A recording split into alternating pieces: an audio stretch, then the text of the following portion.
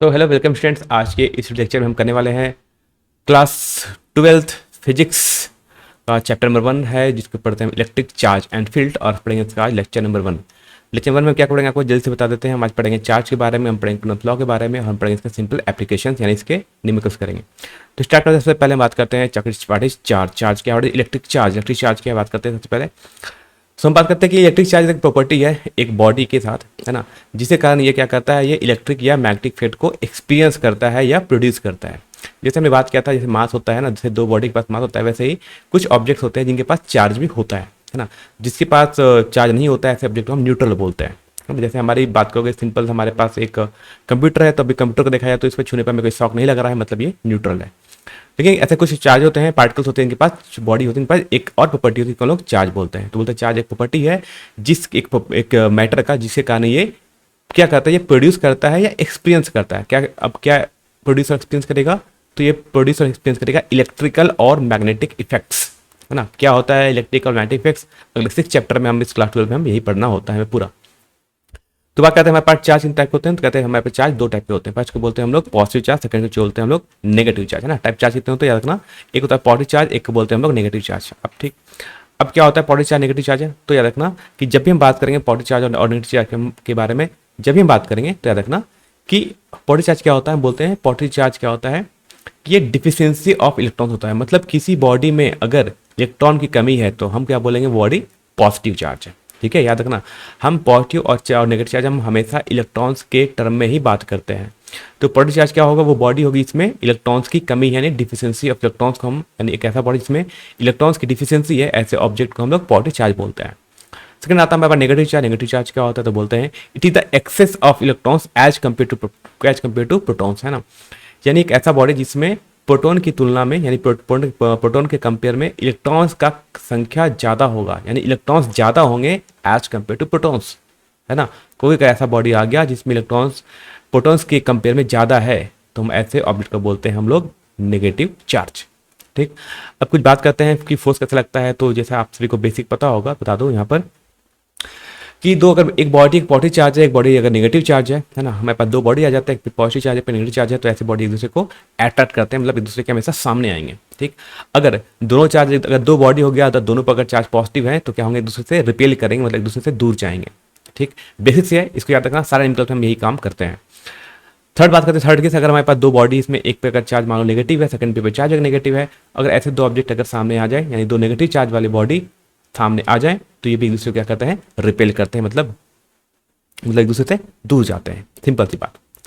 ठीक है, तो बात करते हैं कि ये चार्ज का प्रॉपर्टी क्या होती है, या इसकी एसेंट क्या होती है, इसकी डायमेंशन क्या होती है। तो बात करते हैं कि इलेक्ट्रिक चार्ज का जो यूनिट होता है उसको बोलते हैं एम्पियर सेकेंड, है ना, जिसको हम जनरली बोलते हैं कुलम्ब।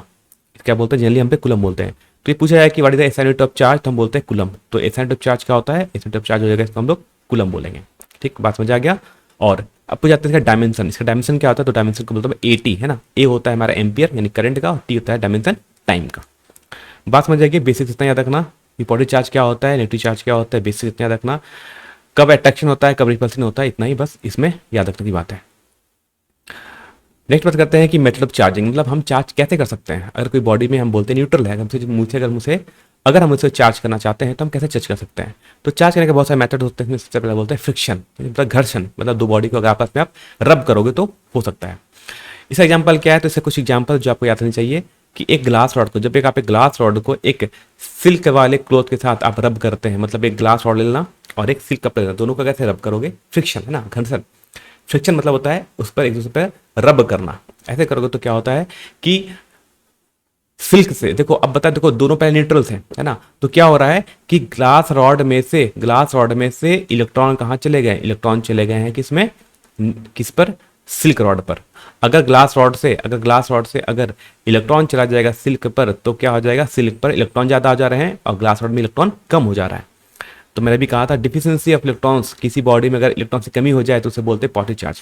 तो यहाँ भी क्या हो रहा है कि ग्लास रॉड में से कुछ इलेक्ट्रॉन चले गए सिल्क क्लॉथ में से, यानी ग्लास रॉड में इलेक्ट्रॉन की कमी हो गई, यानी डिफिशियंसी ऑफ इलेक्ट्रॉन्स हो गया, तो बोलेंगे पॉजिटिव चार्ज। और सिल्क पर एक्स्ट्रा इलेक्ट्रॉन आ चुके हैं, यानी सिल्क में अब इलेक्ट्रॉन ज़्यादा हो गया, तो हम बोलेंगे नेगेटिव चार्ज है।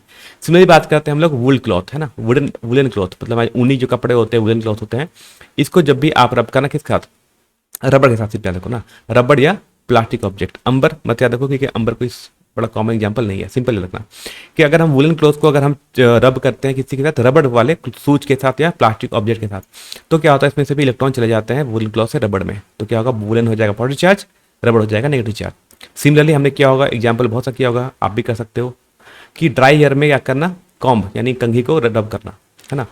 तो देखना क्या होगा कि इसके बाद ड्राई हेयर में क्या होगा, ड्राई हेयर में चार्ज आ जाएगा पॉजिटिव और कॉम्ब में कैसा आ जाएगा, नेगेटिव चार्ज। ठीक, ऐसा ही लास्ट टाइम होता है कि अगर कैट की स्किन है ना, कैट का जो फर होता है ना, कैट के फर में क्या करना, एबोनाइट रेड होता है, उसको जब आप रब करोगे तो क्या होगा, कैट के का जो स्किन होता है, इसके जो फर होते हैं उसमें से इलेक्ट्रॉन कहाँ चले जाता है, एबोनाइट रेड में।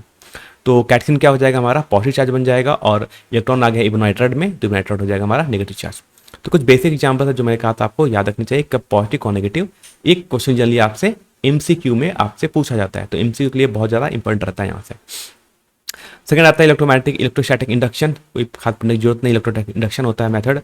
इसमें हम क्या करते हैं कि सबसे पहले मान लो हम क्या करते हैं कि मान लो हमारे पास एक बॉडी है जो कैसा है, न्यूट्रल चार्ज है ना, ये कैसा है, ये हमारा न्यूट्रल है। ठीक, ये कैसा है, ये हमारा न्यूट्रल है। अब क्या करते हैं, इसके सामने हम क्या करते हैं, एक लाते हैं पॉजिटिव चार्ज। क्या लाते हैं हम, यहाँ लाते हैं पॉजिटिव चार्ज।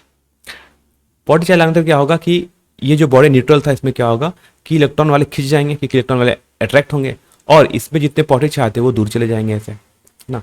जितने इलेक्ट्रॉन सामने आएंगे उतने ही प्रोटॉन यानी जितने पॉजिटिव चार्ज चलेंगे दूर चले जाएंगे, क्योंकि ये जो पॉजिटिव चार्ज था ना, जो अभी अभी हमने जो रॉड लेकर आया था, इस रॉड का जो पॉजिटिव चार्ज है वो क्या करेगा, इस ऑब्जेक्ट के नेगेटिव चार्ज को अपनी ओर अट्रैक्ट करेगा और पॉजिटिव चार्ज वाले को रिपेल कर देगा, दूर भगाएगा। सिंपल सी बात है ना। अब क्या होगा, इस पर क्या करना, इसके बाद हम क्या करते हैं इसमें कि इसके बाद क्या करते हैं, इस पर क्या मालूम, हमारे पास बॉडी में ऐसा आ गया, ठीक है, इस पर नेगेटिव चार्ज है और इस पर पॉजिटिव चार्ज है ऐसे। ठीक, अब क्या करते हैं, इससे आप एक वायर से इसे अर्थिंग कर देना। ठीक है, अर्थिंग करना, अर्थिंग बोलते हैं, अर्थ के पास इन्फिनाइट नंबर ऑफ इलेक्ट्रॉन्स होते हैं, तो इलेक्ट्रॉन्स क्या आ जाएंगे, इलेक्ट्रॉन्स यहाँ से आएंगे और है ना, यहाँ से इलेक्ट्रॉन्स आएंगे बहुत सारे, और इस पॉजिटिव वाले को क्या कर देंगे, इस पॉजिटिव वाले को न्यूट्रलाइज कर देंगे, है ना, यानी यहाँ से पॉजिटिव चार्ज गायब। अब क्या करना, अब इसके बाद इस जो हमने अर्थिंग किया था, इस अर्थिंग वाले को यहाँ से हटा देना। ठीक, अब क्या होगा, फाइनली हमारे पास जो भी बॉडी था, ये बॉडी, इस बॉडी में पूरा आ जाएगा नेगेटिव चार्ज, यानी जो नेगेटिव चार्ज यहाँ पर थे ये नेगेटिव चार्ज फैल जाएंगे चारों ओर, है ना, और बॉडी क्या हो जाएगा, ये बॉडी बन जाएगा हमारा एक नेगेटिव चार्ज। एक मेथड है, आता नहीं एग्जाम में, लेकिन सिंपल एक याद रखना अच्छी बात है, याद रखो तो अच्छी बात है। ठीक है, फिर आता हमारा कंडक्शन। अब कंडक्शन कैसे करते हैं, तो कंडक्शन का भी सेम मेथड है कि दो बॉडी ले लो, दोनों बॉडी को, एक बॉडी में मान लो अगर चार्ज कैसा है, पॉजिटिव चार्ज, ठीक, एक और बॉडी इसमें मान लो हमारे पास अगर नेगेटिव चार्ज। ठीक है, तो हम ऐसे बॉडी को भी कॉन्टेक्ट में आकर हम कर सकते हैं। कंडक्शन के लिए बहुत ज़्यादा पढ़ना नहीं है, सिर्फ मेथड याद रखना कि फ्रिक्शन होता है, इंडक्शन होता है और एक कंडक्शन होता है। कंडक्शन मतलब टच करके लगाते हैं ना, इन दोनों को हम ऐसे टच करते हैं तो चार्ज ट्रांसफर होता है ऐसे। नेक्स्ट बात करते हैं इसके बाद, तो आता है हमारा प्रॉपर्टी ऑफ चार्ज, यानी चार्ज की प्रॉपर्टीज क्या है। तो सबसे पहले जो प्रॉपर्टी ऑफ चार्ज होती है उसे हम बोलते हैं कि charge is scalar quantity. Charge कैसा क्वांटिटी है, चार्ज एक स्केलर क्वांटिटी है, याद रखना, ये एमसीक्यू पूछा डायरेक्टली, तो एमसीक्यू में याद रखना कि charge is a scalar quantity, मतलब इसका सिर्फ मैग्नीट्यूड होगा, डायरेक्शन नहीं होता है। ठीक, मतलब charge can be transfer to another body, charge को एक बॉडी से दूसरी बॉडी में हम ट्रांसफर कर सकते हैं, जैसे बताया था कंडक्शन में, है ना, या हम बताया था अभी फ्रिक्शन में, है ना। फ्रिक्शन में कैसे होता है, इलेक्ट्रॉन ट्रांसफर हो रहे थे, जैसे आपके ड्राई हेयर से कॉम में इलेक्ट्रॉन ट्रांसफर हो गया, तो चार्ज को हम ट्रांसफर कर सकते हैं एक बॉडी से दूसरे बॉडी तक। ये भी थर्ड प्रॉपर्टी याद रखते हैं कि charge is always associated with the mass. अगर चार्ज जब भी जाएगा तो उसके साथ मास भी होगा, क्यों, क्योंकि अगर इलेक्ट्रॉन ट्रांसफर कर रहे हैं, भाई मैंने कहा था कि जो ट्रांसफर होता है याद रखना वो सिर्फ इलेक्ट्रॉन ही ट्रांसफर होता है, तो अगर इलेक्ट्रॉन जाएगा तो इलेक्ट्रॉन के साथ चार्ज जाएगा। और हमें ये भी पता है कि एक इलेक्ट्रॉन में मास भी होता है ना, एक इलेक्ट्रॉन का मास कितना होता है तुम्हें पता है कि वो होता है 9.1 इंटू 10⁻31 kg, ये इलेक्ट्रॉन का होता है मास, जिसे बोलते हैं मास ऑफ इलेक्ट्रॉन। तो अगर इलेक्ट्रॉन जा रहा है तो कहीं ना कहीं के साथ मास भी जा रहा है, तो बोलते हैं चार्ज का हमेशा मास भी रहेगा। ये सबसे इंपॉर्टेंट प्रॉपर्टी इसको बोलते हैं चार्ज इज क्वांटाइज्ड, है ना, मतलब कि any charge can be written as integral multiple of charge of electrons. मतलब किसी भी चार्ज को हम कैसे लिख सकते हैं, किसी भी चार्ज क्यू को हम सकते हैं n times of charge of electron, है ना। किसी भी चार्ज को हम कह सकते हैं integral multiple of charge of electron के फॉर्म में हम लिख सकते हैं। मतलब क्यू क्या होगा, क्यू चार्ज होगा, कोई भी चार्ज, एन होगा इंटीजर होगा, ये पॉजिटिव या नेगेटिव होगा, और ई को बोलते हैं सिंपली एक इलेक्ट्रॉन पर चार्ज। ठीक है, और इलेक्ट्रॉन पर चार्ज कितना होता है, तो इलेक्ट्रॉन पर जो चार्ज होता है ई की वैल्यू वो होता है हमारे पास, हमसे बात करें ओनली मैग्नीट्यूड की बात कर रहे हैं, है ना। ओनली मैग्नीट्यूड मतलब हम इसमें चार्ज तो होता है नेगेटिव है, सबको पता है, लेकिन इसका जो मैग्नीट्यूड कितना होता है 1.6 इंटू 10⁻19 कूलम, लिखो माइनस साइन। ठीक, इतना होता है। और लास्ट एक और प्रॉपर्टी आती है, इसको बोलते हैं चार्ज इज कंजर्व्ड, मतलब चार्ज को ना ही क्रिएट कर सकते हैं और ना ही चार्ज को हम डिस्ट्रॉय कर सकते हैं, मतलब चार्ज को सिर्फ हम ट्रांसफर कर पाएंगे एक बॉडी से दूसरे बॉडी में, ना इसको हम क्रिएट कर पाएंगे ना इसको हम डिस्ट्रॉय कर पाएंगे। हेलो, तो अभी हमने पढ़ा था क्वांटाइजेशन ऑफ चार्ज। अब पढ़ते हैं एक सिंपल न्यूमेरिकल की क्वांटाइजेशन ऑफ चार्ज पे क्वेश्चन कैसे आता है। जैसे क्वेश्चन सिंपल था कि how many electrons are there in 1 coulomb of charge, अगर 1 कूलम का चार्ज है तो उसमें कितने इलेक्ट्रॉन्स होंगे। अब मैंने आपको कहा था कि हम किसी भी चार्ज को क्या लिख सकते हैं, किसी भी चार्ज को integral multiple of charge of electron, है ना। यानी हम किसी भी चार्ज को, हमारे पास कोई भी चार्ज होगा उसको some integer multiply with the charge of electron हम लिख सकते हैं। अभी देखो हमें क्वेश्चन में गिवन क्या है, हमें पूछा है number how many electrons are there ना, how many, that means we have to find the N, N यानी एन मतलब नंबर इलेक्ट्रॉन्स कितने हैं। सो लिख सकते हैं N equal to Q divide by, ठीक। अब क्यू क्या है, क्यू हमें गिवन है 1 कूलम, यही तो हमें गिवन चार्ज है। सो 1 डिवाइड बाई ई, ई मस इलेक्ट्रॉन पे चार्ज, इलेक्ट्रॉन पे चार्ज कितना होता है, सिर्फ बात करते हैं मैग्नीट्यूड की, तो होता है 1.6 इंटू 10⁻19 कूलम। सॉल्व करते पूरी वैल्यू आएगी, तो ये आती है पूरी वैल्यू 6.25 इंटू 10⁻18 इलेक्ट्रॉन्स, है ना। मतलब एन की वैल्यू कितनी है, इतने इलेक्ट्रॉन्स होंगे आपके 1 कूलम के चार्ज में, जो आपसे पूछा गया था। ठीक है, एग्जाम में आपसे 1 कूलम 2 कूलम कुछ भी पूछा जा सकता है। ठीक है, अगर आपसे मान लो कभी एग्जाम पूछ लिया कि बताओ कि सबसे मिनिमम चार्ज पॉसिबल क्या है ना, सबसे कम चार्ज पॉसिबल क्या है, तो वो 1 इलेक्ट्रॉन पर चार्ज होता है, वो मिनिमम चार्ज होता है। तो एक पॉइंट याद रखना कि जो मिनिमम चार्ज होती है किसी भी पार्टिकल पर हो सकता है ना, पॉसिबल है। So minimum charge possible will be, है ना, मिनिमम चार्ज पॉसिबल जो पॉसिबल है वो कितना होता है, होता है 1.6 इंटू 10⁻19 कूलम, प्लस माइनस हो सकता है ना, प्लस माइनस कुछ भी हो सकता है, क्योंकि वो पॉजिटिव चार्ज भी हो सकता है और नेगेटिव चार्ज भी हो सकता है, तो ये दोनों पॉसिबल है। ठीक है, आते हैं अब हमारा नेक्स्ट क्वेश्चन करते हैं। अब आता है हमारे पास कूलम्स लॉ, है ना, नॉट नेक्स्ट क्वेश्चन, आता है कूलम्स लॉ जो पढ़ना है, जिसमें मैंने कहा था कभी मान लो हमारा 2 चार्ज है, ठीक है, 2 चार्ज में है, पॉजिटिव चार्ज है, नेगेटिव चार्ज है, अट्रैक्ट करेंगे रिपेल करेंगे, इतनी बात किया। अब बात आती है कि अगर वो अट्रैक्ट कर रहे हैं किसी फोर्स से या रिपेल कर रहे हैं किसी फोर्स से, तो कितना, है ना, हाउ मच, कितनी वैल्यू, और ये जो फोर्स होगा वो किस किस फैक्टर पे डिपेंड करेगा। सो इसके बारे में सबसे पहले कितने बताया था, तो सबसे पहले इसके बारे में बताया था होता हमारा कूलम्स लॉ, है ना। कूलम साइंटिस्ट ने बताया था कि हमारा जो फोर्स है the electrostatic force of interaction, है ना, the electrostatic force of interaction मतलब जो 2 चार्ज पार्टिकल के बीच में जो जो इंट्रैक्शन होगा ना, between 2 static point charge, 2 point charge है उसके बीच में जो इंट्रैक्शन होगा, ये तो मान लो कि 1 की 2 चार्ज के बीच में इंट्रैक्शन होगा, मे बी हो सकता है कि ये अट्रैक्टिव हो, मे बी हो सकता है ये रिपल्सिव हो, है ना। सो ये होता है is directly proportional to the product of charge, है ना, ये किसके होता है, directly proportional to product of charge होगा, मतलब कि जो फोर्स है वो directly proportional to product of charge, मतलब Q1 into Q2 and inversely proportional to the square of the distance between them. अब इनके बीच का डिस्टेंस कितना है, तो इनके बीच का डिस्टेंस अगर R है तो बोलते हैं this force is inversely proportional to 1/r²। ठीक है, तो इस जो हमारे पास जो साइन प्रोपोर्शनल साइन इसको हटाने के लिए क्या यूज करते हैं, कांस्टेंट के यूज करते हैं, तो लिख सकते हैं F इक्वल टू के Q1 Q2 by R²। Very very important formula जो आपका हमेशा न्यूमेरिकल में काम आएगा, और है ना, तो सिंपल ये हमारा कूलम्स लॉ का बेसिक फॉर्मूला था। अब बात करते हैं लिख सकते हैं इट एक्ट्स, है ना, ये लाइन बड़ी इंपॉर्टेंट है कि it's act along the straight line the 2 charge, 2 charge को जोड़ने वाली जो लाइन होगी उसी के अलोंग ही ये फोर्स लगने वाला है। अब जैसे बात करते हैं, सिंपल सी बात लिखते हैं कि मान लो अगर हमने कहा कि यहाँ पर 2 चार्ज है, मान लो एक चार्ज ये प्लस चार्ज था, ये भी प्लस चार्ज था, ठीक, तो इनके बीच में फोर्स कितना लगेगा, तो इनके बीच में जो फोर्स लगेगा वो कैसा होता है, फोर्स जो होगा वो होगा रिपल्सिव नेचर का, क्यों, क्योंकि दोनों चार्ज कैसे हैं, पॉजिटिव, तो ये इसको रिपेल करेगा जितने फोर्स से, उतना ही फोर्स ये इसको भी रिपेल करेगा, है ना। दोनों एक दूसरे पर इक्वल एंड ऑपोजिट फोर्स लगाते हैं, जिसको मतलब न्यूटन का थर्ड लॉ भी यहाँ पर फुलफिल होता है ना, न्यूटन का थर्ड लॉ भी यहाँ पर फुलफिल होता है। लेकिन बात करते हैं हम सेकंड केस की बात करते हैं। अब सेकंड केस की बात करते हैं, मान लो इसमें फर्स्ट चार्ज पॉजिटिव था और सेकंड चार्ज अगर नेगेटिव हो जाए, तब फोर्स डायरेक्शन क्या होगा। तो पता है कि अगर 2 ऑपोजिट चार्ज टाइप का चार्ज हो, यानी 2 अनलाइक चार्ज, मतलब 2 डिफरेंट टाइप का चार्ज हो, एक पॉजिटिव नेगेटिव, तो क्या होता है इनके पीछे फोर्स लगता है वो अट्रैक्टिव नेचर का होता है, मतलब कि दोनों क्या करेंगे, एक दूसरे को अट्रैक्ट करेंगे, मतलब एक दूसरे के सामने आएंगे। तो यहाँ पे फोर्स क्या रहेगा, फोर्स की वैल्यू सेम रहेगी बट फोर्स का डायरेक्शन चेंज हो जाएगा। ठीक है, तो याद रखना, बेसिक्स है, फॉर्मूला में याद रखना पड़ेगा, एग्जाम में आता है। और यहाँ पर के की वैल्यू पास करना कि के की वैल्यू होती है 1/4πε0, जिसको हम लोग 9 × 10⁹ न्यूटन मीटर स्क्वायर पर कूलम स्क्वायर भी बोलते हैं।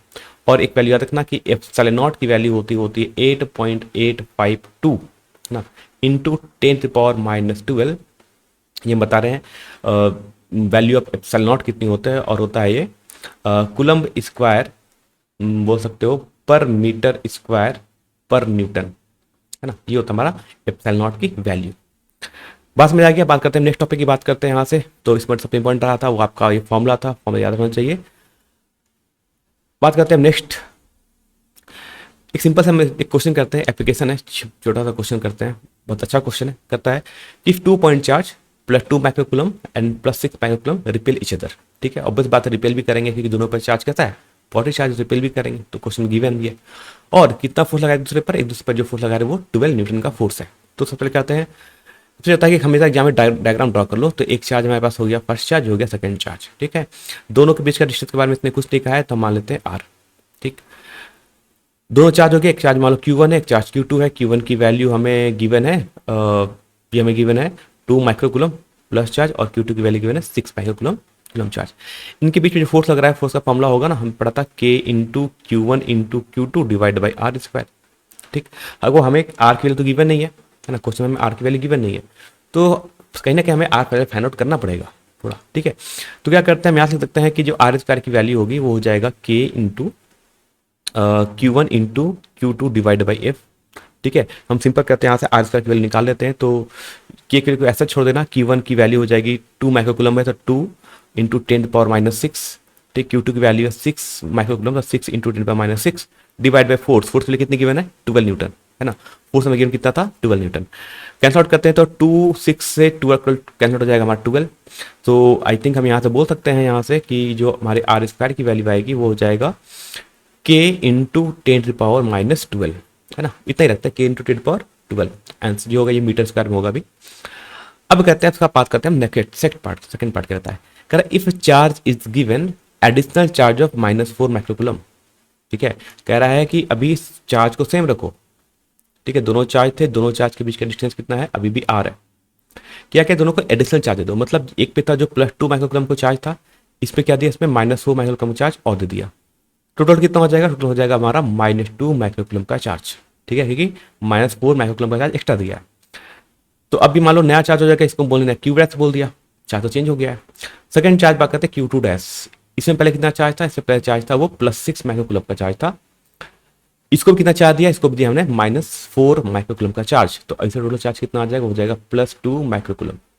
ठीक है, डिस्टेंस तभी भी आ रहा था, तो अब फोर्स चेंज हो जाएगा, तो नया फोर्स हो गया मान लो वो F डैश। ठीक, F डैश के लिए कितनी होगी, तो हो जाएगा K × Q1 dash × Q2 dash divide by r square.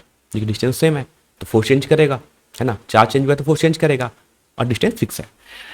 तो क्या कि हो जाएगा, Q1 की वैल्यू पुट करते हैं तो 2 माइक्रोकूलम है, तो साइन नहीं ओनली लिखते हैं मैग्नीट्यूड, तो 2 × 10⁻⁻6।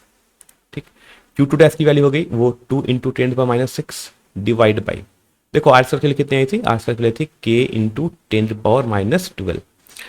थोड़ा सा देखते हैं कैंसल आउट करने पर, तो K से K कैंसिल हो जाएगा, 10⁻4 -2 -2 -6 है ना, -12 और ऊपर -6 कैंसिल आउट हो गया। टोटल बच गया हमारे पास 4 न्यूटन, है ना। 4 हो गया F डैश यानी कि 4 न्यूटन। अब बात है फोर्स कैसा है, अट्रैक्टिव या रिपल्सिव। तो थोड़ा ध्यान दो कि अभी Q2 डैश कितना हो गया था, Q1 डैश हो गया था -2 माइक्रोकूलम, और Q2 डैश कितनी हो गई थी, +2 माइक्रोकूलम। मतलब कि दोनों पर चार्ज कैसे हैं, अपोजिट। और जब भी अपोजिट चार्ज होता है तो क्या होता है, फोर्स हमेशा किस नेचर का होता है, अट्रैक्टिव। क्या होता है, अट्रैक्टिव नेचर का। तो हमारा जो करेक्ट ऑप्शन हो जाएगा यहाँ से वो हो जाएगा, तो 4 न्यूटन होगा, और होगा फोर्स अट्रैक्टिव नेचर का, नहीं ऑप्शन नंबर 1।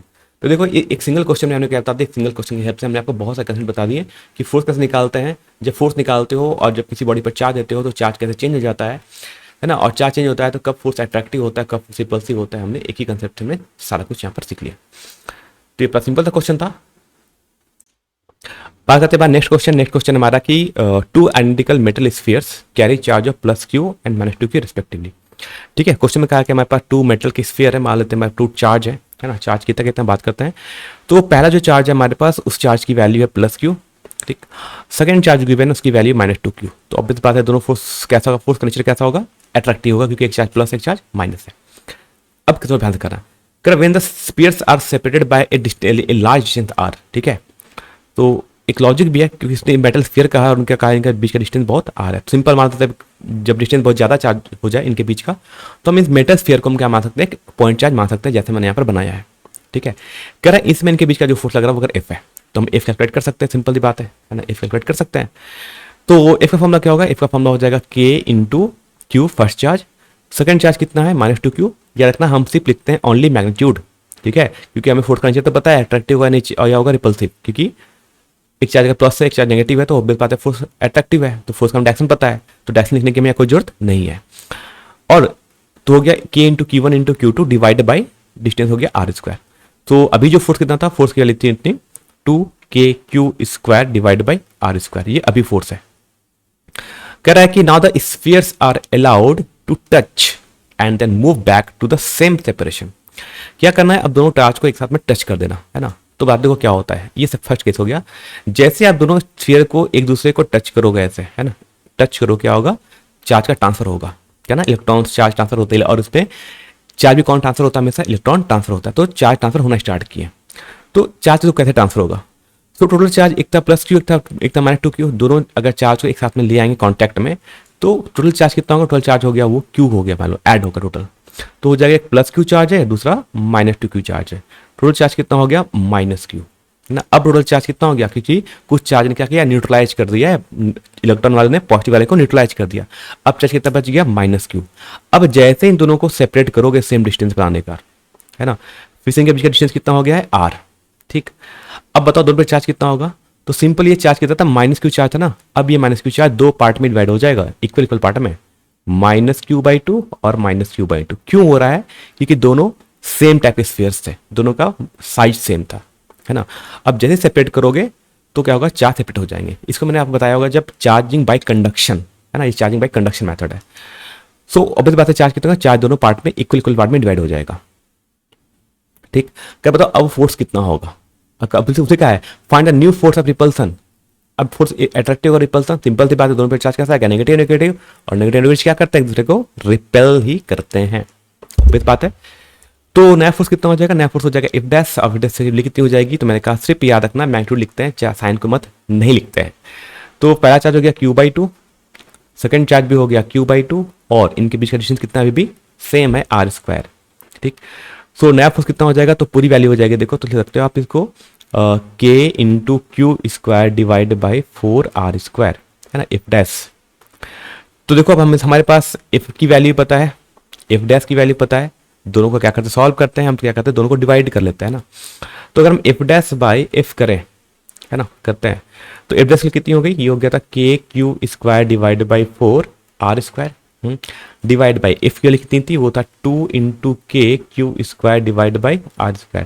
देखते कोई कैंसिल आउट हो रहा है कि नहीं, तो k² k² cancel out, r² cancel out, 2 जाके यहाँ हो जाएगा मल्टीप्लाई, तो वैल्यू हो जाएगी 1/1 2 4 इंटू 2 हो जाएगा 8।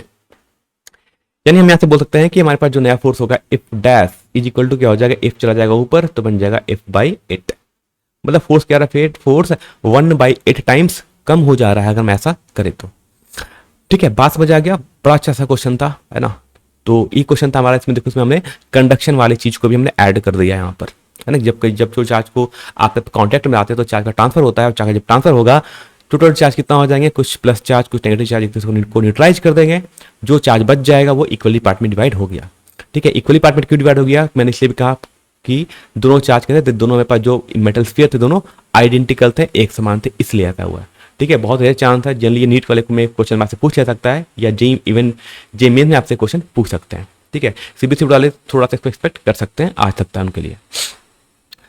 बात करते हैं Coulomb's law in vector form. अब आता है कूलम्स लॉ का वेक्टर फॉर्म में हम कैसे लिखते हैं, है ना। तो हम ऐसे बात करते हैं, तो सबसे पहले डायग्राम आगे दिखाते हैं क्या होता है कि मान लो हमने ऐसे कहा कि दो चार्ज पार्टिकल है ना, एक चार्ज यहां पर रखा है q1, ठीक, सेकंड चार्ज रखा है यहां पर q2। q1 की जो हमें पोजीशन वेक्टर गिवन है, ठीक है, ये r1, जो हमें r1 ये हो गया हमारा पोजीशन वेक्टर r1, मतलब q1 चार्ज ओरिजिन से कितने डिस्टेंस पर रखा है उसकी ये पोजीशन वेक्टर है। तो अभी बताएं न्यूमेरिकल में करते कैसे हैं। सेकंड चार्ज की बात करते हैं q2 कहां पर है, तो q2 को जो है वो हमारा कहां पर है, उसकी जो पोजीशन वेक्टर है वो r2 है, याद रखना मैंने वेक्टर फॉर्म में लिखा है दोनों को।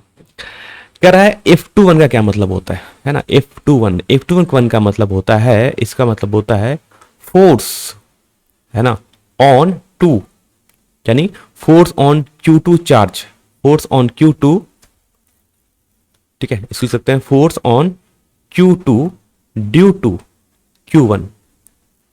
समझना, कह रहा है Q2 पर कितना चार्ज लगेगा ड्यू टू किसके कारण, Q1 के कारण। ठीक है, तो हम ऐसा मान सकते हैं, हम ऐसा करते हैं कि हम क्या करते हैं कि एज्यूम कर लेते हैं कि Q1 चार्ज फिक्स है, तो Q1 पॉजिटिव है, Q2 भी पॉजिटिव है, तो ऑब्वियस बात है Q1 Q2 वाले को रिपेल कर रहा होगा, नीचे उसको वो पुश कर रहा होगा। ठीक, तो इस फोर्स को लिखते कैसे, इस फोर्स को तो हम ऐसे लिखते हैं, तो मैंने कहा था फोर्स का डायरेक्शन होता कैसा है, दोनों लाइन को, दोनों चार्ज को ज्वाइन कर दो एक लाइन से, इसी के अलोंग हमारा फोर्स लगेगा, और जिसे बोलते हैं force on two due to 1, क्योंकि Q1 वाला चार्ज Q2 वाले चार्ज को पुश कर रहा होगा, रिपेल कर रहा होगा। ये हो गया F21, इसको लिखते हैं वेक्टर फॉर्म में ऐसे। ठीक, अच्छा ये क्या होता है, इसे जो लिख रहे हैं ना, ये जो पोजीशन वेक्टर ऐसे, जो Q1 से Q2 को जाएगा, इसे लिखते हैं R21, है ना, इसे लिखते हैं R21, और ये होता है हमारा complete vector form. Vector form लिखते हैं force on two due to 1 का फॉर्मूला होता है K into Q1 into Q2, यानी जो चार्ज होगा उसको लिख लेना, इन डिवाइड बाई, है ना, डिवाइड बाई लिखते हैं R2 माइनस R1, R2 और R1 का हमें कुछ पोजीशन वेक्टर गिवन होगा, क्यूब कर लेना इंटू R2 माइनस I1, मतलब दोनों वेक्टर को सब्ट्रैक्ट कर लेना, सिंपल सी बात हमारे से, ये हमारा फोर्स आ जाएगा। ठीक है, तो F21 को नहीं बोला force on Q2 due to Q1, similarly आप चाहे तो F12 भी लिख सकते हैं, कोई बड़ी बात नहीं है।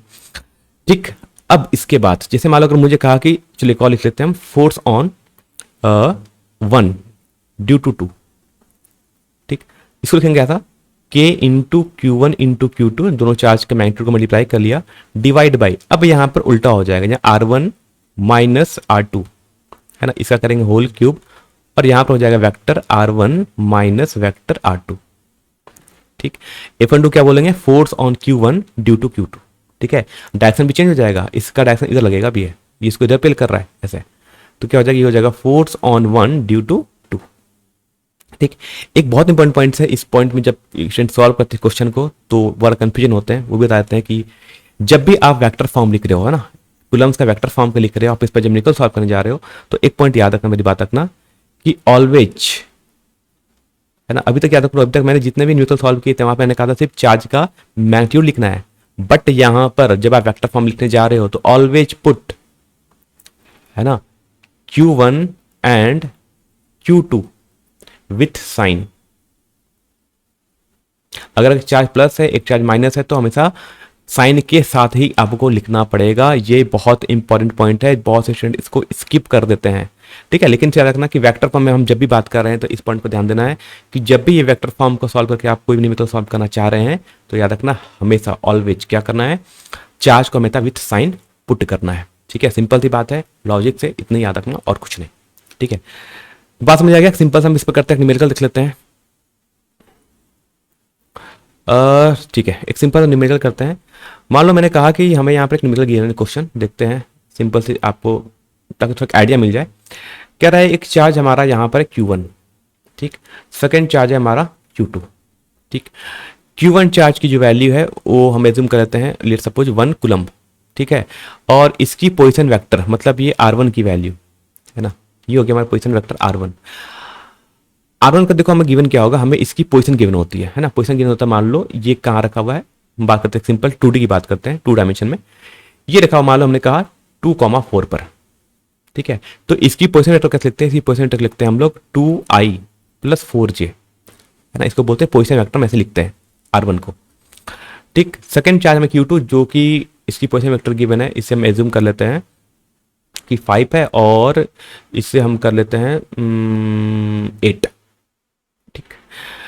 सो अब मान करते हैं जो मान लो सेकंड चार्ज Q2 था, इसकी मान लो वैल्यू है वो 2 कूलम्ब है, ठीक है, और इसलिए हम लिखते हैं माइनस, है ना, -2 कूलम्ब है, तो सेकंड जो चार्ज होगा इसकी जो पोजीशन वेक्टर होगी R2, इस लिखेंगे हम लोग R2 वेक्टर, ठीक।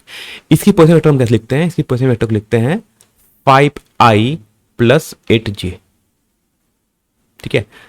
जो इसका कोऑर्डिनेट होगा ना, सिंपल बात है, जो कोऑर्डिनेट होता है उसी को हम लिख लेते हैं यहाँ पर i और j के फॉर्म में, इसको बोलते हैं in terms of unit vector, है ना, लिख देते हैं। अब मुझे फाइंड आउट करना, बताओ find the force on 2 due to 1, है ना। 2 पर फोर्स कितना लगेगा, ड्यू टू 1 के कारण। सो फॉर्मूला क्या था, मैंने कहा था K into Q1 into Q2 divide by लिखा था R2 माइनस R1, ठीक है। इसके मैग्नीट्यूड का हमें क्यूब करना है और इंटू यहाँ मल्टीप्लाई करते हैं वेक्टर को R2 माइनस R1। अब सर कैसे निकाले R2 माइनस R1, ठीक है। तो सबसे पहले निकालते हैं R2 माइनस R1 कैसे निकालते हैं, ठीक है। क्या करते हैं, सिंपल से क्या करना कि 5 में से 2 सेपरेट करो तो कितना आ जाएगा 3i, ठीक। 8 में से 4 को सेपरेट करना तो कितना 8j में से 4j को सेपरेट करना कितना आ जाएगा प्लस 4j। यही तो है पोजीशन वेक्टर, इसी तो करते हैं। R2 माइनस R1 आ गया, ठीक। अब अगर हमें इसका मैग्नीट्यूड निकालना है तो मैग्नीट्यूड कैसे निकालते हैं, तो निकालते हैं मैग्नीट्यूड R2 माइनस R1 का अगर मैं मैग्नीट्यूड निकालना है तो क्या करना है, अंडर रूट ऑफ ये 3 आया तो करना 3 स्क्वायर प्लस ये 4 है ऊपर करना 4 स्क्वायर। 3 स्क्वायर प्लस 4 स्क्वायर हो जाएगा, टोटल आ जाएगा 9 प्लस 16 हो जाएगा 25। सॉल्व करने पर ये वैल्यू आ जाएगी 5, ठीक। आ गया है ना, ये भी आ गया, ये भी आ गया। वैल्यू पुट करते हैं यहाँ पर फोर्स की वैल्यू। तो मैंने भी एक वर्ड कहा था, बहुत ध्यान से कहा, मैंने कहा था कि चार्ज को हमेशा विद साइन पुट करना। तो एफ की वैल्यू हो जाएगी, के की वैल्यू होती है 9 इंटू 10⁻9, ठीक। Q1 के लिए कितनी है 1 कूलम, लिखेंगे +1 इंटू Q2 के लिए कितनी है -2 कूलम, लिखेंगे -2, ध्यान देना लिखना -2 डिवाइड बाई नीचे क्या था R2 माइनस R1, ये मैग्नीट्यूड का क्यूब करना है, मतलब ये आ गया मैग्नीट्यूड हो गया, ठीक है। इसका क्यूब कर लो, ठीक है, multiply with the R2 minus R1 vector लिखना है, जो कि वैल्यू कितनी आई थी, वो वैल्यू है हमारी 3i प्लस 4j, ठीक है। इतना ही करना है। तो सॉल्व करते पूरी वैल्यू, तो पूरी वैल्यू आ जाएगी ऊपर जो तो आ जाएगा -18 इंटू 10⁻9, 5 का क्यूब करते तो हो जाएगा 125 और इंटू हो जाएगा 3i प्लस 4j, ठीक है। ये हो जाएगा फोर्स ऑन 2 ड्यू टू 1, ठीक है। ये हो जाएगा फोर्स ऑन 2 ड्यू टू 1, ठीक है। तो ये हमारा हो जाएगा फाइनल आंसर। अब देखो थोड़ा लॉजिक बताते हैं इसमें ना कि लॉजिक है क्या, थोड़ा सा और हमारा आंसर इतना हो जाएगा, काम बस हो गया। देखो मैंने भी कहा था, मैंने एक बनाया था R21 वेक्टर, कहा था R21 वेक्टर ऐसा होगा, ठीक है। और इसी को लिखते हैं लोग R2 माइनस R1 लिखते हैं, ऐसा है ना, यही होता है R21 वेक्टर। देखो अब क्या करना है, ये जो वेक्टर है यही तो हमारा R21 वेक्टर है, R2 माइनस R1, ठीक। लेकिन जब हमने फोर्स निकाला देखो फोर्स कैसा आया, फोर्स आ रहा है माइनस साइन के साथ, मतलब कि हमारा जो फोर्स होगा और ये जो R21 जो मैंने वेक्टर बनाया है ना, ये जो मैंने वेक्टर बनाया और जो इस पर फोर्स लग रहा होगा, दोनों का डायरेक्शन कैसा है, अपोजिट। क्यों, क्योंकि यहाँ पर साइन कैसा आ गया माइनस। तो देखो यहाँ से ऑटोमेटिक हमारा डायरेक्शन भी आ जाता है, मतलब कह रहा है कि जो 2 पर जो फोर्स लगेगा 1 के कारण वो इस वेक्टर के जस्ट अपोजिट चल रहा है, जस्ट डायरेक्शन अपोजिट है, मतलब कि इस पर जो फोर्स लगने वाला है ये फोर्स पीछे लगेगा। ये हो गया फोर्स ऑन 2 ड्यू टू 1, अब है ना, क्योंकि माइनस साइन बस यही बता रहा है कि जो पोजीशन वेक्टर है और जो फोर्स है दोनों के बीच का साइन क्या जा रहा है, यहाँ पर माइनस साइन आ जा रहा है। माइनस साइन का मतलब होता है कि डायरेक्शन दोनों का अपोजिट है, ठीक है। तो ऑटोमेटिक माइनस साइन का मतलब क्या करना है, यानी हमारा जो फोर्स जो बनेगा वो डायरेक्शन कैसे बनाएंगे, हमेशा बनाएंगे जो हमारा पोजीशन वेक्टर था ना, हमारा पोजीशन वेक्टर किधर था, नीचे, तो फोर्स कहाँ हो जाएगा, फोर्स हो जाएगा पीछे, जस्ट अपोजिट, इसलिए साइन आ जाता है माइनस। इसलिए मैंने कहा था कि जब भी हम ये क्वेश्चन सॉल्व करते हैं तो चार्ज को हमेशा विद साइन पुट करते हैं, है ना, इससे सब कुछ हमारा आ जाता है। तो आई थिंक आई होप आपको इस क्वेश्चन से वेक्टर फॉर्म बड़ा अच्छे से क्लियर हो गया होगा। नहीं आता है तो एक बार फिर से ट्राई करना, है ना। तो इस क्वेश्चन में क्या था, इस क्वेश्चन में फाइंड आउट करना था फोर्स ऑन 2 ड्यू टू 1, हमें फाइंड आउट करना था, तो हमने फाइंड आउट कर लिया, ठीक है। तब बात करते हैं हमारा नेक्स्ट क्वेश्चन। नेक्स्ट क्वेश्चन आता है जो कि हमारा नेक्स्ट टॉपिक होगा, नॉट क्वेश्चन, नेक्स्ट टॉपिक हमारा force between 2 charge in a medium. देखो अभी तक हमने क्या किया था, हम बात करते हैं यहाँ पर है ना, कह रहा है कि हमारे पास, मैंने देखो यहाँ करते हैं, सबसे पहले बात करते हैं कि हमारे पास 2 चार्ज है। देखो अब तक मैंने जो बात किया था ना कूलम्ब्स लॉ के बारे में, तो हमने एक टर्म लिखा था एप्सिलॉन नॉट, है ना, हमने एक टर्म लिखा था एप्सिलॉन नॉट यहाँ पर, जो के की वैल्यू थी, के की वैल्यू हमने कहा था 1/4 पाई एप्सिलॉन होती है। दिस एप्सिलॉन नॉट को हम लोग बोलते हैं, पहली बात इसको हम बोलते हैं, इसे बोलते हैं परमिटिविटी ऑफ फ्री स्पेस, इसे बोलते हैं परमिटिविटी ऑफ फ्री स्पेस और एयर, है ना, कुछ भी बोल सकते हो, इसको फ्री स्पेस बोलो चाहे इसको आप एयर बोलो, बात बराबर है। मतलब कहने का मतलब क्या था कि अभी तक मैंने जो 2 चार्ज रखा था, दोनों चार्ज के बीच का डिस्टेंस r था, दोनों चार्ज के लिए Q1 Q2 थी। लेकिन पहले पता कि ये चार्ज थे कहाँ पर, क्या ये एयर में थे, क्या ये वाटर के अंदर थे या ऑयल के अंदर थे, मतलब ये चार्ज रखे कहाँ थे, स्पेस में थे, कहाँ पर थे। तो हमने फॉर्मूला जो सॉल्व किया था उसमें हमने ये माना था कि चार्ज कहाँ पर है, स्पेस में है, मतलब खाली जगह, बीच में कोई मीडियम नहीं है। तो हमारा फोर्स का फॉर्मूला क्या था, एफ की value 1 F = 1/4 pi epsilon not Q1 Q2 divide by r², ये हमारा हो गया फ्री स्पेस, मतलब इसके बीच में क्या है, फ्री स्पेस है, कुछ भी नहीं है। अब ये फोर्स बड़ा अच्छा टाइप का, एक डिफरेंट टाइप का फोर्स है। कहता है अगर इसी फोर्स को हम किसी मीडियम में डाल दें, है ना, ये मान लो एक मीडियम है, मीडियम दिख रहा होगा, मतलब मीडियम का मतलब कोई जो बनाया ब्लू कलर से, मतलब कुछ हो सकता है ये वाटर हो जाए, है ना। तो हम क्या करते हैं, एक समझ लेते हैं, मान लो कि इन दोनों चार्ज को डिस्टेंस सेम रखते हैं, दो चार्ज की वैल्यू भी सेम रखते हैं, और इसको हम वाटर के अंदर डाल देते हैं, ठीक। यानी अब मीडियम क्या हो गया, दोनों के बीच का मीडियम, कि किस मीडियम में रखे हुए, एक other medium, let's suppose water, कुछ भी हो सकता है, वाटर ऑयल कुछ भी हो सकता है। तो क्या चेंज करेगा, क्या फोर्स सेम रहेगा, चेंज करेगा, तो फोर्स चेंज होता है। फोर्स में चेंज क्या आता है, फोर्स चेंज आता है कि जो एप्सिलॉन था वो बन जाएगा, एप्सिलॉन नॉट था बन जाएगा एप्सिलॉन, ठीक है। और इसे क्या बोलते हैं, इसे बोलते हैं परमिटिविटी ऑफ मीडियम। इसे क्या बोलते हैं, इसे बोलते हैं परमिटिविटी ऑफ मीडियम। इसे क्या बोलते हैं, इसे बोलते हैं परमिटिविटी ऑफ मीडियम बोलते हैं, ठीक है। क्योंकि अब ये मीडियम आ गया, तो यहाँ की जो परमिटिविटी कितनी है, वो एप्सिलॉन है, ठीक। अब बात आता है कि एक टर्म यहाँ से डिफाइन करते हैं कि अगर हम इन दोनों फोर्स को अगर हम डिवाइड करें, है ना, तो एक और चीज हम यहाँ डिफाइन करते हैं, बोलते हैं रिलेटिव परमिटिविटी। सिंपल से याद रखना, एक फॉर्मूला है, रिलेटिव परमिटिविटी, उसको हम डिनोट करते हैं एप्सिलॉन आर से, ठीक।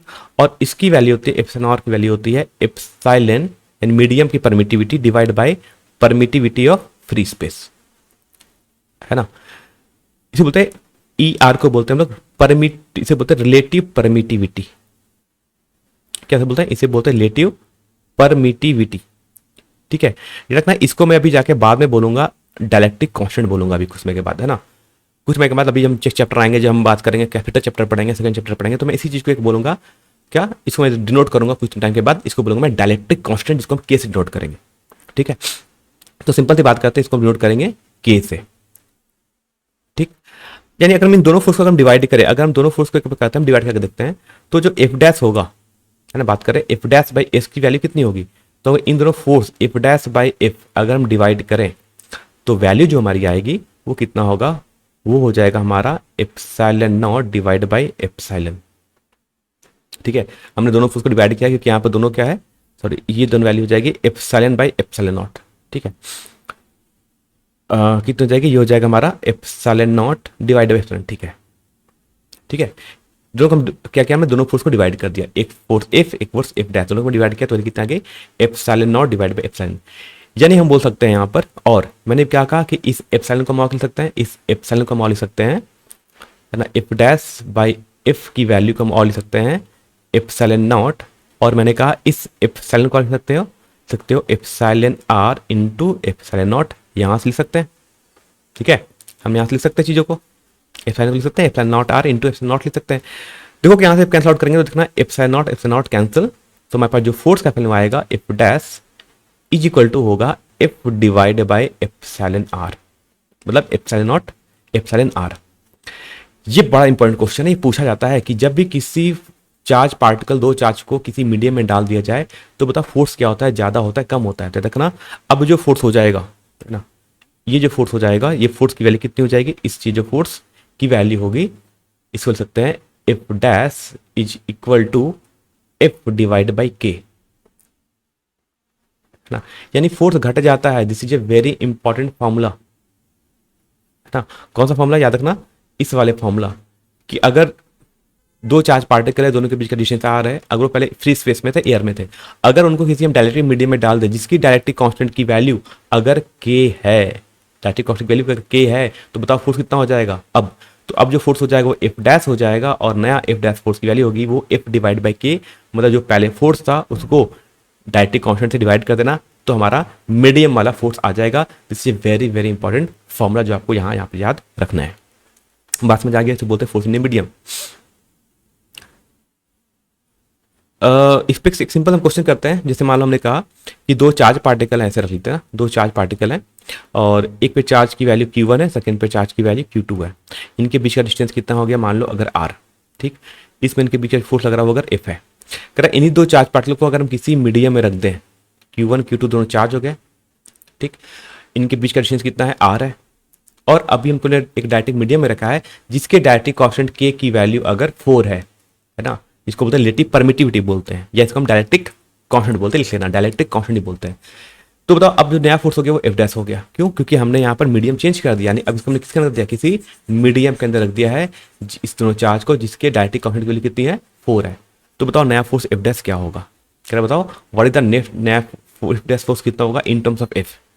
तो अभी कहा था जो नया फोर्स क्या होता है, नया फोर्स होता है जो पुराने फोर्स होगा डिवाइड बाई के से डिवाइड कर देना, ठीक। तो पुराना फोर्स कितना था, जब एयर में लिखा था तो फोर्स एफ था, ये कहां पर था, ये था हमारा एयर में या फ्री स्पेस में था, वो फोर्स डिवाइड बाई के मतलब अब मीडियम में कितना फोर्स हो जाएगा, वो एफ डैश हो गया। तो नेट एफ डैश की वैल्यू होगी पुराना फोर्स एफ डिवाइड बाई के लिए कितनी है 4, यानी फोर्स कितना हो गया, फोर्स 1F/4 यानी 1/4 टाइम्स कम हो जाएगा मीडियम में डालने पर, ठीक है। इसके बीच का भी लॉजिक है, फोर्स कम क्यों होता है, अभी इतना हमें इतना डिटेल से पढ़ना नहीं है, लेकिन लॉजिक होता है फोर्स कम क्यों होता है, इंड्यूस चार्ज का कंसेप्ट आता है जो हमें फिलहाल के हमें इतना याद रखना है।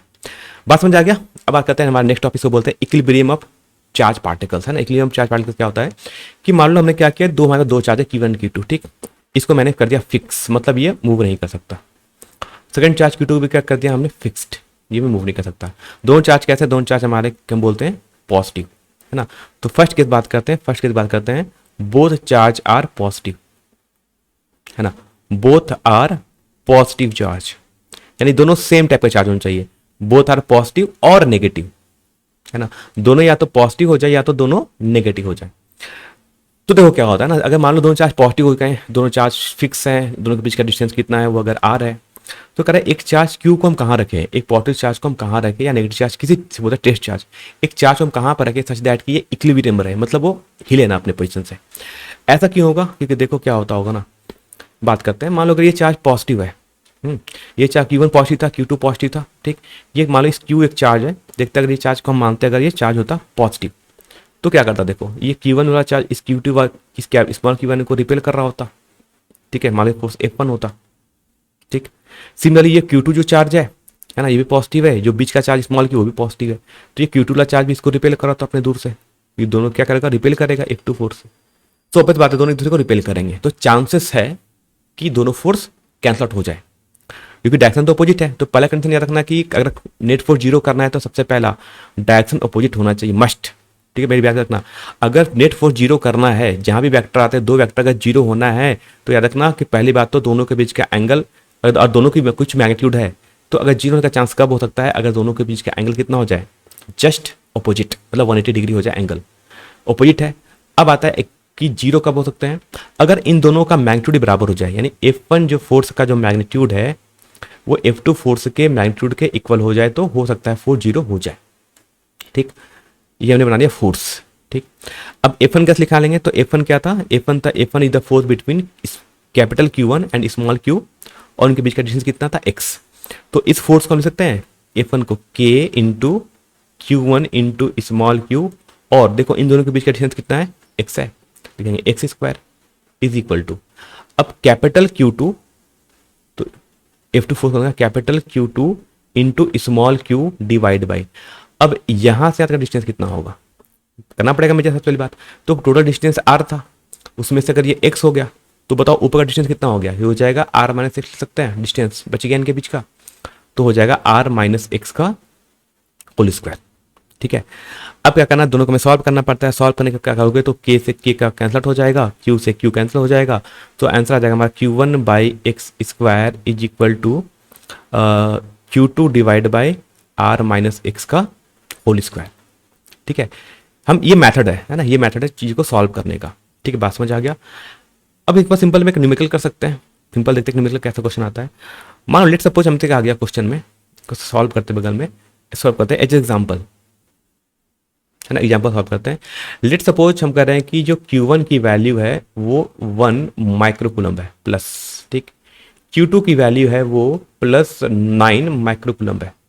तो बताओ थर्ड चार्ज Q को हम कहाँ रखें, है ना, इस Q को कहाँ रखें सच दैट कि इस पर net force if net on जो Q है वो जीरो हो जाए, ठीक है, net force on small q हो जाए वो जीरो हो जाए, ठीक।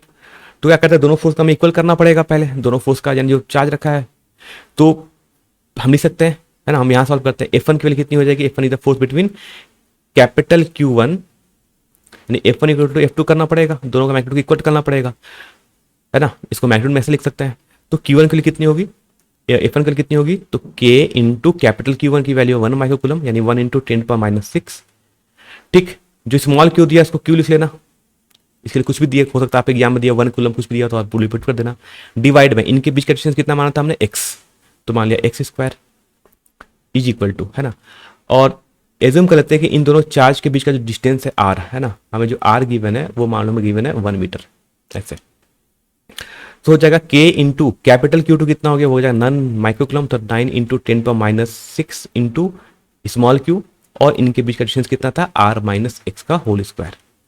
ठीक है, सॉल्व करते हैं, सबसे पहले हमारा k से k का टर्म कैंसिल आउट हो गया, 10⁻⁶ कैंसिल, स्मॉल क्यू कैंसिल, तो हमारा जो आंसर आएगा वो बन गया 1/x², ये बन गया 1/x² equal to 9/r minus x का होल स्क्वायर। ठीक है, दो साइड में स्क्वायर रूट लेते हैं, दोनों साइड स्क्वायर रूट करोगे तो बन जाएगा 1/x इक्वल टू हो जाएगा 3/r माइनस एक्स। ठीक, इसको और सॉल्व करते हैं तो ये हो जाएगा हमारा r minus x equal to 3x। ठीक है, r minus x 3x value ले जाते हैं तो हो जाएगा हमारा 4x इक्वल टू हो जाएगा r, और यहाँ लगते हैं कि जो आपकी r की वैल्यू आएगी, है ना, वो x की वैल्यू आएगी, x इक्वल टू हो जाएगा r/4। ठीक, और r के लिए हमने कितने लिया था, हमने r के लिए थी 1, तो हमारा जो x की वैल्यू आ जाएगी, यहाँ लिख सकते हैं कि जो r की वैल्यू हो जाएगी वो हो जाएगा, x की वैल्यू हो जाएगी वो हो गया है r/4, r का मतलब हमने लिया था 1 मीटर, तो 1/4 मीटर, है ना, इसको लिख सकते हैं 0.25 मीटर। मतलब पहले चार्ज को कितने डिस्टेंस पर रखा जाए, स्मॉल क्यू को कैपिटल Q1 से कितने डिस्टेंस पर रखा जाए कि उसका नेट फोर्स 0 हो जाए, तो कितना आएगा, वो डिस्टेंस होना चाहिए x इक्वल टू 0.25 मीटर। ठीक है, ये सिंपल सा क्वेश्चन था जो आपको एग्जाम में करने चाहिए, एग्जाम में क्वेश्चन सिंपल इस पर आता है, बस समझ गया, एक सिंपल कम था। अच्छा, याद रखना इसमें मैंने अभी क्या किया था कि दोनों चार्ज या तो पॉजिटिव हो या दोनों चार्ज नेगेटिव हो, क्योंकि दोनों चार्ज पॉजिटिव होगा तो भी रिपेल करेगा, है ना। अगर मान लो अगर दोनों चार्ज Q1 कैपिटल Q1 और कैपिटल Q2 अगर दोनों नेगेटिव हो जाते हैं तो क्या करते हैं, दोनों एक दूसरे को अपनी ओर खींच रहे होते, मतलब दोनों बीच वाले पर चार्ज पे क्या करते हैं, दोनों को अट्रैक्ट कर रहे होते बीच वाले चार्ज को। बात करते हैं हमारा नेक्स्ट टाइप का क्वेश्चन। नेक्स्ट टाइप क्वेश्चन क्या बोलते हैं, सेकंड पार्ट। सेकंड पार्ट में क्या करता है कि सेकंड जो मेथड है, यानी जो सेकंड पार्ट है इसका, यानी इस केस को बोलते हैं केस 2 बोल सकते हो। केस 2 में क्या होता है कि एक चार्ज पॉजिटिव होगा, एक चार्ज नेगेटिव होगा, सिंपल सी बात है ना, याद रखना, एक चार्ज होगा पॉजिटिव, एक चार्ज होगा नेगेटिव। इसको डायरेक्टली हम सिंपल एग्जांपल से करते हैं, है ना। अब देखो यहाँ पर है ना कि मान लो मैंने कहा जो फर्स्ट चार्ज कैपिटल Q1 की वैल्यू है वो एज्यूम कर लो कि मान लो इसकी वैल्यू है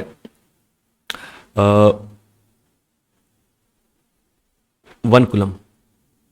ठीक, सेकंड चार्ज जो कैपिटल Q2 की वैल्यू है वो है -4 कूलम। ठीक, और इनके बीच का जो डिस्टेंस है r की वैल्यू वो है मान लो अगर 2 मीटर। बताओ अब नेट फोर्स कहाँ 0 होगा, ध्यान से करते देखो। क्या Q1 चार्ज को हम यहां पर रख सकते थे ऐसे, क्या Q1 चार्ज को यहां पर रखना ऐसे पॉसिबल है या नहीं, देखो क्यों। अगर यहां रखोगे तो देखो क्या होगा कि ये Q1 क्या होगा, इस है ना जो कैपिटल Q1 है इस Q1 वाले को, इस पॉजिटिव चार्ज को रिपेल कर रहा होगा इधर F1 फोर्स से। ठीक, ये जो कैपिटल Q2 है जो कि चार्ज नेगेटिव था, है ना, वो इस जो बीच में चार्ज रखा है, जो स्मॉल Q1 चार्ज रखा है, इसे क्या करेगा, इसे स्मॉल क्यू लिखते हैं, स्मॉल क्यू चार्ज, इसे क्या करेगा, इसे अट्रैक्ट करेगा, क्योंकि नेगेटिव चार्ज पॉजिटिव चार्ज को अट्रैक्ट करता है, यानी दोनों क्या कर दिए, दोनों फोर्स इधर चला गया, नेट फोर्स 0 नहीं हो सकता है। मैंने भी कहा था नेट फोर्स 0 का सबसे पहला कंसेप्ट क्या है कि दोनों फोर्स का डायरेक्शन अपोजिट होना चाहिए और मैग्नीट्यूड भी इक्वल होना चाहिए, तभी नेट फोर्स 0 सकता है। जहां पर डायरेक्शन अपोजिट नहीं है तो नेट फोर्स 0 नहीं होगा, ये चार्ज तो मूव कर जाएगा, यानी ये केस पॉसिबल नहीं है कि चार्ज को हम बीच में रख पाए, है ना, यानी ये केस पॉसिबल नहीं है, नॉट पॉसिबल कि रेस्ट पर आ जाए बीच वाला चार्ज, ये पॉसिबल नहीं है।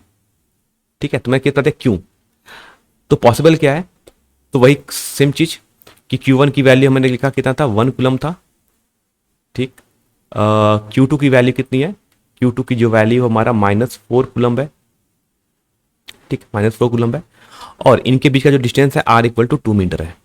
ठीक, अब नेट फोर्स 0 कहां पर, यानी स्मॉल क्यू चार्ज को हम कहां पर रखें कि नेट फोर्स 0 हो जाए। ठीक है, तो बीच में नहीं होगा, हो सकता है फर्स्ट चार्ज के इधर हो सकता है लेफ्ट में, या सेकंड चार्ज के राइट में, दो केस पॉसिबल है।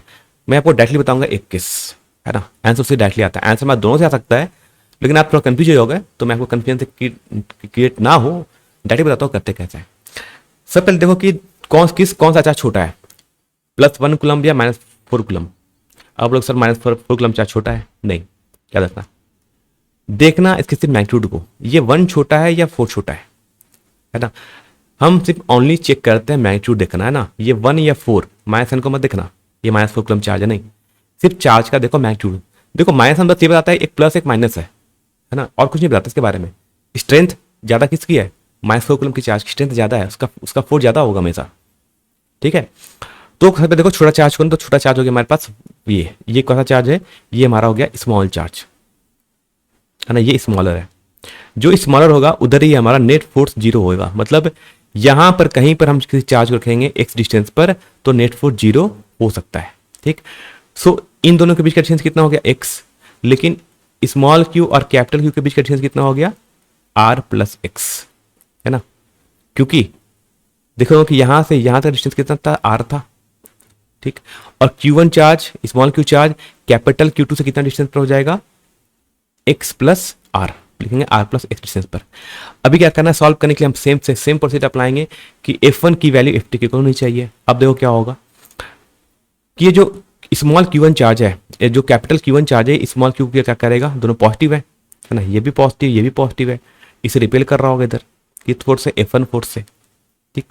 और ये जो -4 कूलम का चार्ज है, -4 कूलम का जो चार्ज है, ये जो कैपिटल q है स्मॉल q क्या करेगा, उससे वो अपनी ओर अट्रैक्ट कर रहा होगा, खींच रहा होगा इस फोर्स को, इसे अपनी ओर खींच रहा होगा किस फोर्स से, F2 फोर्स से, ठीक है। क्योंकि नेगेटिव चार्ज इस पॉजिटिव चार्ज वाले को खींचेगा अपनी ओर। याद रखना कि हम जब भी सॉल्व करते हैं तो इसके रखना कि ये दोनों फिक्स्ड होते हैं, है ना। इन दोनों चार्ज को हम मूव नहीं करते, ये दोनों चार्ज फिक्स रहेंगे, मूव कौन करेगा, स्मॉल q ही मूव करेगा, ठीक। तो दोनों फोर्स का डायरेक्शन अपोजिट हो गया। अब नेट फोर्स 0 कब सकता है, अगर दोनों का मैग्नीट्यूड भी इक्वल हो जाए। तो क्या करते हैं, इक्वल करने के लिए लगाते हैं हम दोनों को फोर्स को इक्वल कर लेते हैं, यानी F1 फोर्स की वैल्यू F2 के मैग्नीट्यूड के इक्वल हो जाए। F1 के लिखोगे K इंटू, है ना, capital Q into small q divided by x square. F2 के लिए कितना हो जाएगा, K into capital Q2 into small q divided by, इन दोनों के बीच का डिस्टेंस कितना है, r प्लस x, तो हो जाएगा r प्लस x का होल स्क्वायर। सॉल्व करते हैं, यहाँ पर कौन सा टर्म कैंसिल आउट हो रहा है तो देखेंगे k से k कैंसिल आउट हो जाएगा, q से q कैंसिल हो जाएगा। याद रखना यहाँ पर हम सिर्फ लिख रहे हैं मैग्नीट्यूड, तो चार्ज को विदाउट साइन पुट करते हैं ना, मैंने यहाँ पे कोई साइन पुट नहीं मत करना, सिर्फ वेक्टर फॉर्म में चार्ज को भी साइन लिखते हैं, यहाँ पर नहीं लिखते हैं। तो q1 बाई एक्स, q1 के लिए कितनी थी 1 coulomb divide by x square, equal to हो जाएगा q2 के लिए कितनी थी -4 कूलम, मैंने कहा सिर्फ लिखते हैं मैग्नीट्यूड, यानी हो जाएगा 4 डिवाइड बाई, हो गया ये r प्लस एक्स का होल स्क्वायर, ठीक। दो साइड स्क्वायर रूट करने पर क्या होगा, ये बन जाएगा 1 by x, square root of 4 हो जाता है 2, और नीचे बन जाएगा square root of r plus x का होल स्क्वायर का बन जाएगा r प्लस एक्स। सॉल्व करते तो बन जाएगा r plus x equal to 2x, cross multiply किया दोनों को, है ना, क्या क्या सिंपल दोनों को हमने ऐसे ऐसे क्रॉस मल्टीप्लाई कर लिया। तो यहाँ सॉल्व करते तो हो जाएगा r इक्वल टू, है ना, कितना हो जाएगा, ये हो जाएगा हमारा r equal to 2x minus x चला गया, तो r इक्वल टू कितना आ जाएगा x। दैट मीन्स हम बोल सकते हैं कि x के लिए कितनी हो गई r, और r है कितना, r के लिए हम कितना अज्यूम किया था 2 मीटर, मतलब x की वैल्यू कितनी होनी चाहिए 2 मीटर, मतलब फर्स्ट चार्ज को, यानी वो स्मॉल q चार्ज को फर्स्ट चार्ज से, है ना, कितने डिस्टेंस 2 मीटर लेफ्ट में रखने पर नेट फोर्स 0 होगा, ठीक है। मैंने क्या कहा कि जो हमारा स्मॉल q चार्ज था उसको 2 मीटर के डिस्टेंस पर कहाँ रखना है, फर्स्ट चार्ज के लेफ्ट साइड में, है ना, यानी इस चार्ज को फर्स्ट चार्ज के लेफ्ट में रखना है, कितने डिस्टेंस पर, x की मीटर, x इक्वल टू 2 मीटर पर रखोगे तो नेट फोर्स इस पर 0 हो जाएगा, ठीक है। तो हमारा आंसर कंप्लीट है। तो बता दिया कि अगर दोनों चार्ज पॉजिटिव होगा या दोनों चार्ज नेगेटिव होगा तो नेट फोर्स 0 सेंटर पे होता है, ठीक। अगर एक चार्ज पॉजिटिव एक चार्ज नेगेटिव है तो नेट फोर्स 0 कहाँ पर होगा, तो जहाँ जिस साइड में छोटा चार्ज रखा होगा, हाँ, जिस साइड में छोटा चार्ज रखा होगा उधर ही नेट फोर्स 0 रखना है, यानी आप डायरेक्टली उस पॉइंट को चूज कर लेना कि कौन सा चार्ज छोटा है। छोटा चार्ज चूज कैसे करते हो मैंने बता दिया, दोनों चार्ज का सिर्फ नंबर को देखना, साइन को मत देखना कि कौन सा चार्ज छोटा है 1 या 4, तो नंबर 1 छोटा है तो 1 के साइड ही हमारा नेट फोर्स 0 होगा। बात समझ आ गया। तो ये कंसेप्ट हमारा कंप्लीट हो गया, कंप्लीट पूरा कूलम्ब्स लॉ पर जितना था, वेक्टर फॉर्म था, मीडियम था, चार्ज की प्रॉपर्टीज क्या होती है, कूलम्ब्स लॉ का फोर्स, मीडियम में फोर्स, नेट फोर्स, इक्विलिब्रियम वाले क्वेश्चन हमने कर लिए। नेक्स्ट अपन टॉपिक में हम करेंगे इलेक्ट्रिक फील्ड के बारे में पढ़ेंगे, है ना, और इलेक्ट्रिक फील्ड की प्रॉपर्टीज के बारे में पढ़ेंगे, इलेक्ट्रिक फील्ड पे कुछ न्यूमेरिकल्स करेंगे, और फिर हम करेंगे उस पर कुछ डायपोल वाले क्वेश्चन भी करेंगे।